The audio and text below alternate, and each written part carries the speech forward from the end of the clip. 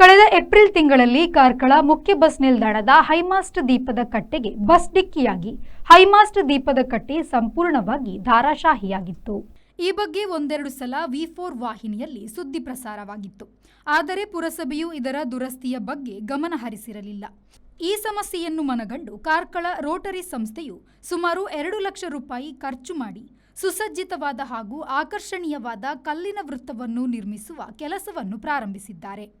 ಈ ವೃತ್ತದ ಬಗ್ಗೆ ಮಾತನಾಡಿದ ರೋಟರಿ ಸಂಸ್ಥೆಯ ನಿಕಟಪೂರ್ವ ಅಧ್ಯಕ್ಷರಾದ ಇಕ್ಬಾಲ್ ಅಹಮದ್ ರವರು, ಕಾರ್ಕಳವು ಕರಿಕಲ್ಲಿಗೆ ಪ್ರಸಿದ್ಧಿ ಪಡೆದ ಊರಾಗಿದೆ.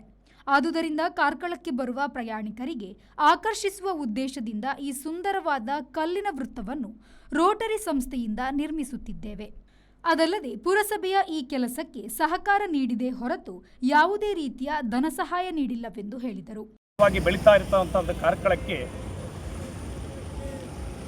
ನಾಗರಿಕರು ಅಥವಾ ಪ್ರವಾಸಿಗರು ಕಾರ್ಕಳಕ್ಕೆ ಬರುವಂತಹ ಸಂದರ್ಭದಲ್ಲಿ ಕಾರ್ಕಳವನ್ನು ಅಂದವನ್ನು ಹೆಚ್ಚಿಸಲು ಬೇಕಾಗಿ ಹಿಂದೆ ಇದ್ದಂತಹ ಈ ಒಂದು ಬಸ್ ಸ್ಟ್ಯಾಂಡ್ ಸರ್ಕಲನ್ನು ನವೀಕರಣಗೊಳಿಸತಕ್ಕಂಥ ಕಾರ್ಯಕ್ರಮಗಳನ್ನು ಕಾರ್ಕಳ ರೋಟರಿ ಕಾರ್ಕಳದ ಪರಿಸರದಂತ ನಡೆಸ್ತಾ ಇದೆ. ಕಳೆದ ವರ್ಷ SVT ಶಾಲೆಯ ಬಳಿಯಲ್ಲಿ ಒಂದು ರೋಟರಿ ಸರ್ಕಲನ್ನು ನಿರ್ಮಿಸಿಕೊಂಡು ಈ ಬಾರಿ ಕಾರ್ಕಳದ ಪೇಟೆಯಲ್ಲಿ ಇರತಕ್ಕಂತಹ ಒಂದು ಬಸ್ ಸರ್ಕಲನ್ನು ಇವತ್ತು ನವೀಕರಿಸಲಿಕ್ಕೆ ನಾವು ತಯಾರಾಗಿದ್ದೇವೆ. ಸ್ವಾತಂತ್ರ್ಯೋತ್ಸವದ ಶುಭ ಸಂದರ್ಭದಲ್ಲಿ ಈ ಒಂದು ಸರ್ಕಲ್ನ ಉದ್ಘಾಟನೆಯನ್ನು ಆಗಲಿಕ್ಕಿದೆ. ಇದರ ಸಂಪೂರ್ಣ ಖರ್ಚು ವೆಚ್ಚವನ್ನು ಸುಮಾರು 2 ಲಕ್ಷ ರೂಪಾಯಿ ವೆಚ್ಚದಲ್ಲಿ ನಾವು ರೋಟರಿ ಸಂಸ್ಥೆಯ ಕಾರ್ಕಳದ ಮುಖಾಂತರ ನಾವು ಇದನ್ನು ನಿರ್ಮಿಸ್ತಾ ಇದ್ದೇವೆ. ಇದು ಕಳೆದ 2 ತಿಂಗಳ ಹಿಂದೆ ಖಾಸಗಿ ಬಸ್ಸೊಂದು ಈ ಒಂದು ಸರ್ಕಲಿಗೆ ತಾಗಿದ್ದರ ಪರಿಣಾಮವಾಗಿ ಅದು ಶಿಥಿಲಾವಸ್ಥೆಯನ್ನು ಕಂಡುಕೊಂಡು ಈ ಬಾರಿ ಅದನ್ನು ಪುನರ್ಜೀವನವನ್ನು ನೀಡ್ತಾ ಇದ್ದೇವೆ. ಈ ಸಂದರ್ಭದಲ್ಲಿ ರೋಟರಿ ಸಂಸ್ಥೆಯ ಅಧ್ಯಕ್ಷರಾದ ನವೀನ್ ಚಂದ್ರ ಶೆಟ್ಟಿ ಉಪಸ್ಥಿತರಿದ್ದರು.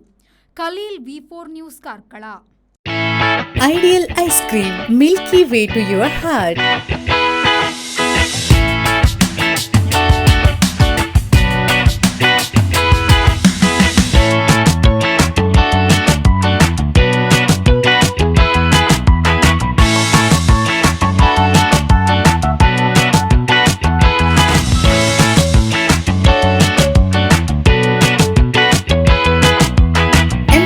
With a variety of fruits and flavored with rich crunch and chips, they treat your taste buds.